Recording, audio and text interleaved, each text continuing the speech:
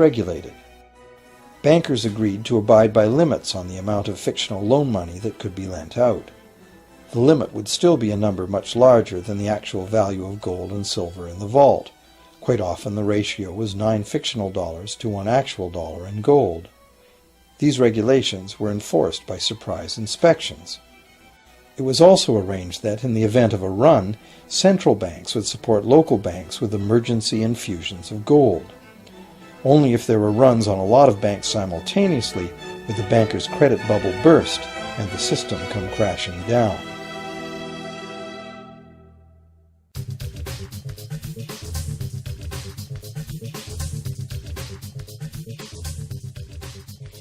Over the years, the fractional reserve system and its integrated network of banks backed by a central bank has become the dominant money system of the world. At the same time, the fraction of gold backing the debt money has steadily shrunk to nothing. The basic nature of money has changed. In the past, a paper dollar was actually a receipt that could be redeemed for a fixed weight of gold or silver. In the present, a paper or digital dollar can only be redeemed for another paper or digital dollar.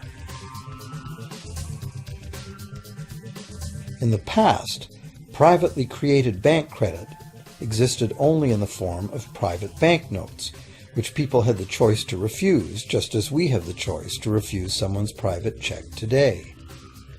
In the present, privately created bank credit is legally convertible to government-issued fiat currency, the dollars, loonies, and pounds we habitually think of as money. Fiat currency is money created by government fiat or decree, and legal tender laws declare that citizens must accept this fiat money as payment for debt, or else the courts will not enforce the obligation. So now the question is, if governments and banks can both just create money, then how much money exists?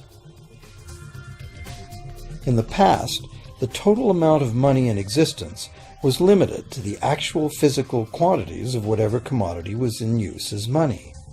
For example, in order for new gold or silver money to be created, more gold or silver had to be found and dug out of the ground. In the present, money is literally created as debt. New money is created whenever anyone takes a loan from the bank. As a result, the total amount of money that can be created has only one real limit: the total level of debt.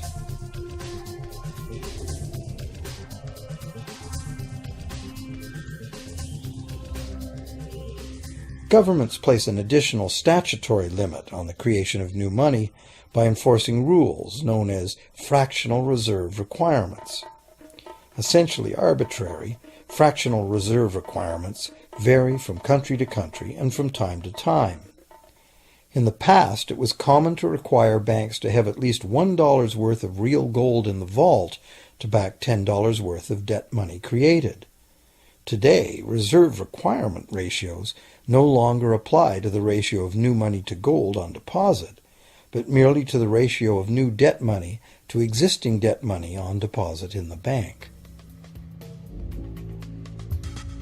Today, a bank's reserves consist of two things: the amount of government-issued cash or equivalent that the bank has deposited with the central bank, plus the amount of already existing debt money the bank has on deposit. To illustrate this in a simple way, let's imagine that a new bank has just started up and has no depositors yet. However, the bank's investors have made a reserve deposit of $1,111.12 of existing cash money at the central bank. The required reserve ratio is 9-to-1. Step 1. The door is open and the new bank welcomes its first loan customer. He needs $10,000 to buy a car. At the 9-to-1 reserve ratio, the new bank's reserve at the central bank, also known as high-powered money, allows it to legally conjure into existence 9 times that amount, or $10,000, on the basis of the borrower's pledge of debt. This $10,000 is not taken from anywhere. It's brand new money simply typed into the borrower's account as bank credit. The borrower then writes a check on that bank credit to buy the used car. Step 2. The seller then deposits this newly created $10,000 at her bank.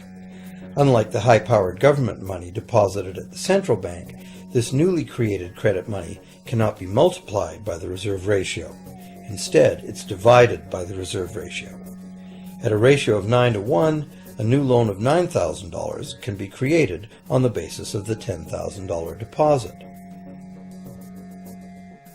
Step 3.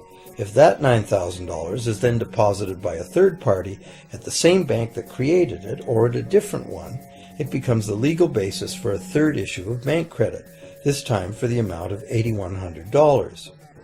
Like one of those Russian dolls, where each layer contains a slightly smaller doll inside, each new deposit contains the potential for a slightly smaller loan in an infinitely decreasing series. Now, if the loan money created is not deposited at the bank, the process stops. That's the unpredictable part of the money creation mechanism. But more likely, at every step, the new money will be deposited at a bank, and the reserve ratio process can repeat itself over and over until almost $100,000 of brand new money has been created within the banking system. All of this new money has been created entirely from debt, and the whole process has been legally authorized by the initial reserve deposit of just $1,111.12, which is still sitting untouched at the central bank. What's more, under this ingenious system, the books of each bank in the chain must show that the bank has 10% more on deposit than it has out on loan. This gives banks a very real incentive to seek deposits in order to be able to make loans, supporting the general but misleading impression that loans come out of deposits. Now, unless all the successive loans are deposited at the same bank, it cannot be said that any one bank got to multiply its initial high-powered money reserve almost 90 times by issuing bank credit out of nothing. However, the banking system is a closed loop. Bank credit created at one bank becomes a deposit in another, and vice versa. In a theoretical world of perfectly equal exchanges, the ultimate effect would be exactly the same as if the whole process took place within one bank.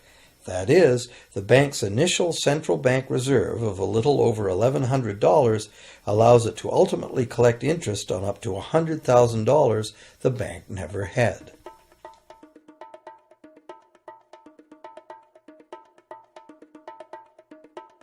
If that sounds ridiculous, try this.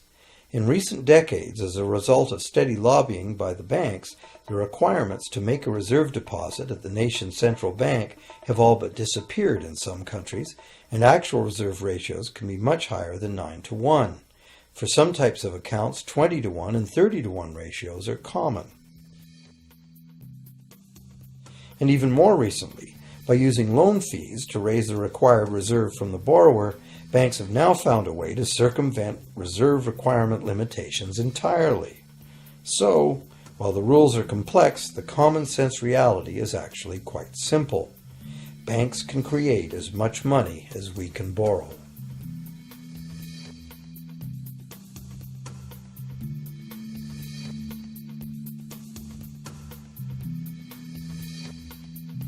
Despite the endlessly presented mint footage, government-created money typically accounts for less than 5% of the money in circulation.